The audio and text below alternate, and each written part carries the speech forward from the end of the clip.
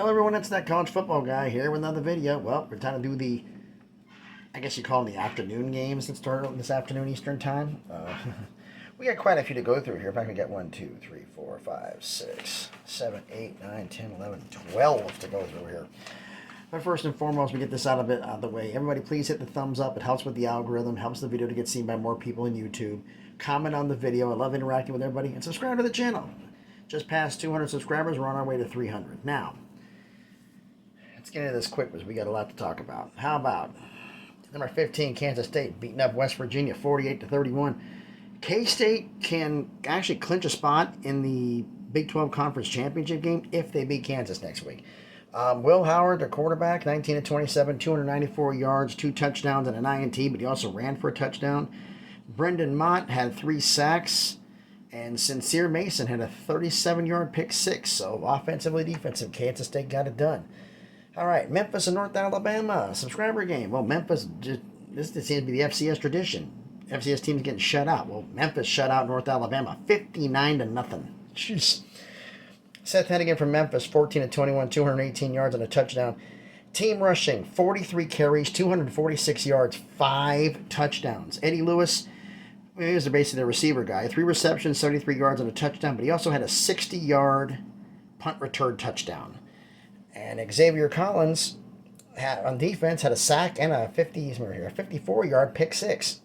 So offensively, defensively, special teams, all the way around. Memphis got it done and pitched a shutout. Good job, Memphis. All right, we got number 23, Oregon State, beating up on Arizona State, 31-7. This was basically the story of it was the rushing game, folks. Oregon State rushed for 222 yards, but Daniel Martinez, the freshman running back for Oregon State, 22 carries, 138 yards, and 2 touchdowns. He was really the only standout in the game, really, for Oregon State. But team effort, and they got the win. Congratulations. Now, speaking of shutouts, number 18, Notre Dame, shuts out Boston College 44-0. I didn't call it be that bad. Notre Dame scored on their first 8 possessions. You are not winning. You don't stop. There's no chance of you to win if you don't stop that. Team rushing, 38 carries, 281 yards, and 4 TDs. Their defense had 4 sacks and 5 QB hurries, and Benjamin Morrison, the freshman corner, had 3 interceptions by himself. Man, just domination. And this next game went back and forth, and finally Ohio State pulled away, and number 2 Ohio State pulled away and beat Maryland 43-30. Dallin Hayden, their freshman running back, 27 carries, 146 yards, and 3 touchdowns. Steel Chambers had a fumble recovery in the end zone for a touchdown, and their defense Ohio State's defense had 5 sacks, and Zach Harrison had 2 of them. So offensive, defensively, it just came time. They slowly pulled away at the end of the game to get the win. So Ohio State got it done.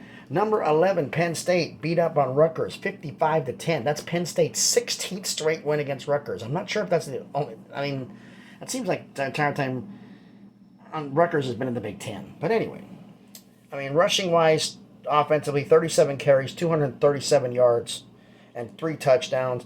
Nick Singleton had a 100-yard kickoff return for a touchdown. Kobe King had a 14-yard fumble recovery for a touchdown. Jair Brown had a 70-yard fumble return for a touchdown.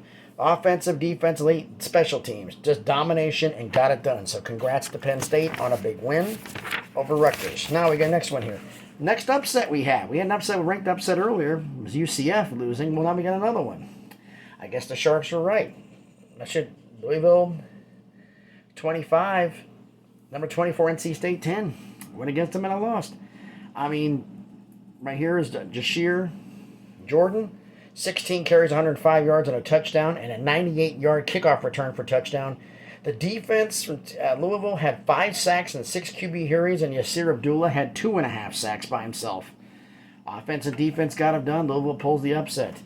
Number 9, Clemson, tasting the U. Well, Clemson beat up the U, 40-10.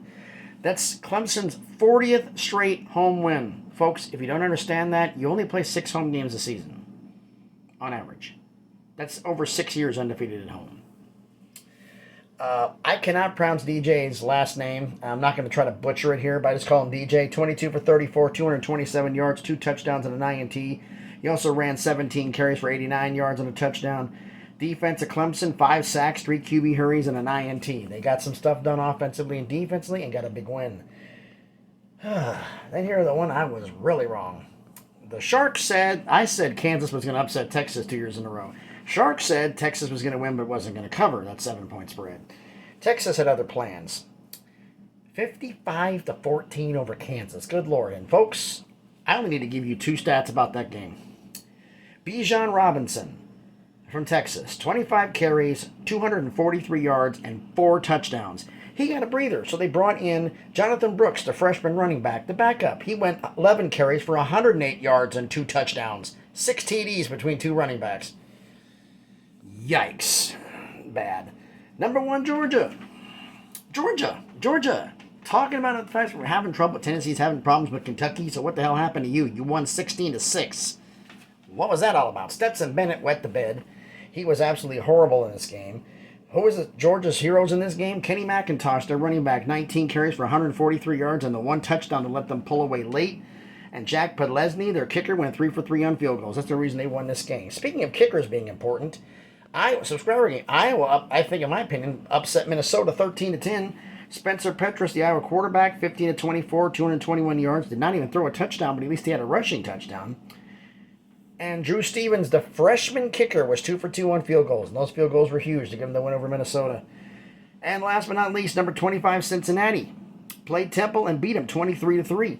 Cincinnati has a chance to make the title game, depending upon if UCF loses to USF next week. Since otherwise, it's going to be UCF and Tulane in the AAC, American Athletic Conference title game.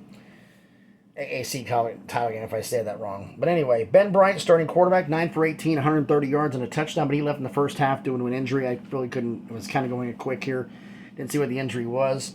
And defensively, they had 2 INTs and 2 fumble recoveries. So defensively, they showed up, and offensively, they showed up. So Cincinnati got the win.